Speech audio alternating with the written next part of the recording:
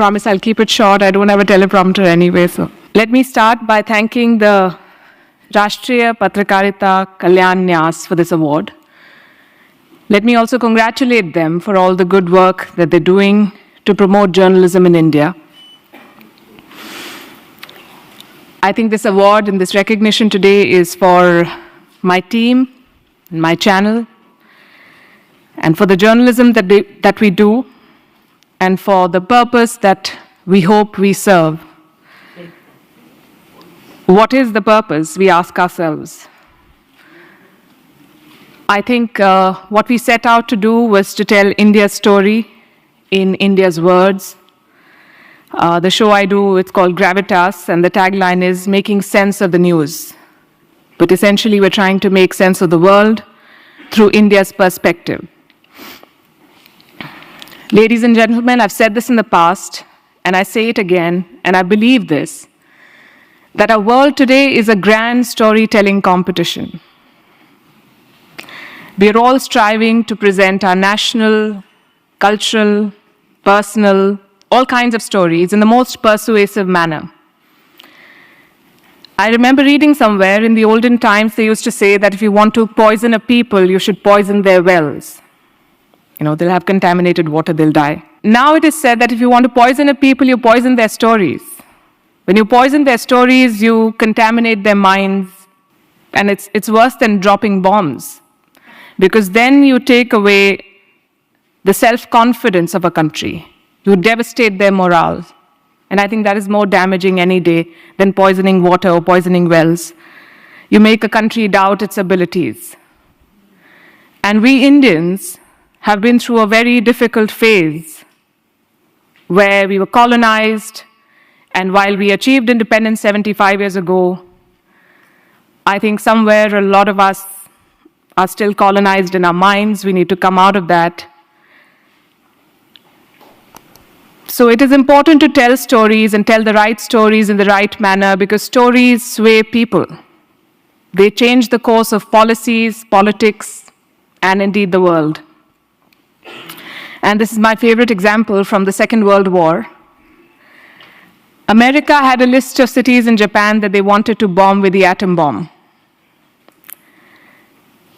And on that list was the city of Kyoto. But the US then had a Secretary of War, and he decided that Kyoto should not be part of the list. We know which two cities were bombed eventually, Hiroshima and Nagasaki. He removed Kyoto because this Secretary of War in America had been to Kyoto on his honeymoon, and he saw how beautiful Kyoto is and how rich it is culturally, and he believed that that culture should not be destroyed. So the story of Kyoto won, and the story of Nagasaki and Hiroshima lost, which is why it is very important to also control your story, to actively shape it. We are a country of 1.4 billion people. We have more than 800 channels. We have a lot of content, and our phone is full of stories and videos and reels and all sorts of things that you all consume. We are a very aware and politically engaged people. From the tea seller to the CEO of a company, everybody knows what's happening. They can talk to you about Biden's policies, and they can also weigh in on what's happening in Bihar and everything in between. But we seek validation from the foreign press. If you've seen what's been making news in the past couple of days, you would know. The New York Times writes something about a policy in India, and it immediately becomes a Twitter trend. But why do we need a certificate from the foreign press? We may trash it. We may say that we don't care about what the New York Times is saying, but we do, because we discuss it. It affects us. We react to it. We consume it. The Economist says something about who we should vote for in an Indian election, and it becomes part of the political debate. And while we've achieved a lot in India in the last 75 years, we've not had a single newspaper in this country. Can you imagine an Indian newspaper publishing a headline about something in the US or the UK, and for that making it to the big political story of that country? Will American leaders debate what is written in the Indian Express? Will British leaders debate what's written in the Times of India? They're not affected by what we are saying, but we are affected by what they say about us. If there's disturbance in Kashmir, the BBC reports it, the Al Jazeera reports it. And they use their own lens, their own editorial biases, and all media is agenda-driven. I was discussing it with someone earlier today. India's first newspaper, Hickey's Gazette, was a very anti-imperial newspaper. It had an agenda, it took sides. Media takes sides, and that is okay. The argument I'm making is very simple. We are a land of epics like the Mahabharata and Ramayana, and yet we've allowed others to take control of our story for way too long. And that is what we try to do at Wion still. I started with talking about our purpose, and that is our purpose, to tell India's story. And we found a willing and a very welcoming audience in all of you, and a lot of Indians. I'm very happy to share with you that only 40% of our audience and our viewers are in India.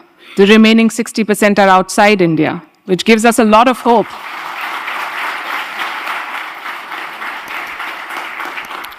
That in Europe, in Africa, in America, in Southeast Asia, there is an audience that wants to listen to India's perspective on what's happening in the world, that wants to know what India feels about global developments. And it's only time for a country that is ready to assume its role as a global leader to have a voice like that.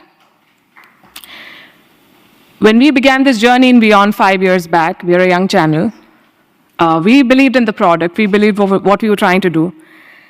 But we never imagined that in so short a time, we'll get the kind of response that we do now. I was in Ukraine earlier this year, and people saw the mic, and there were some Indians, and they walked up to us and they said, "Ye hamara channel hai." And that gives us a lot of encouragement to do more of what we are doing.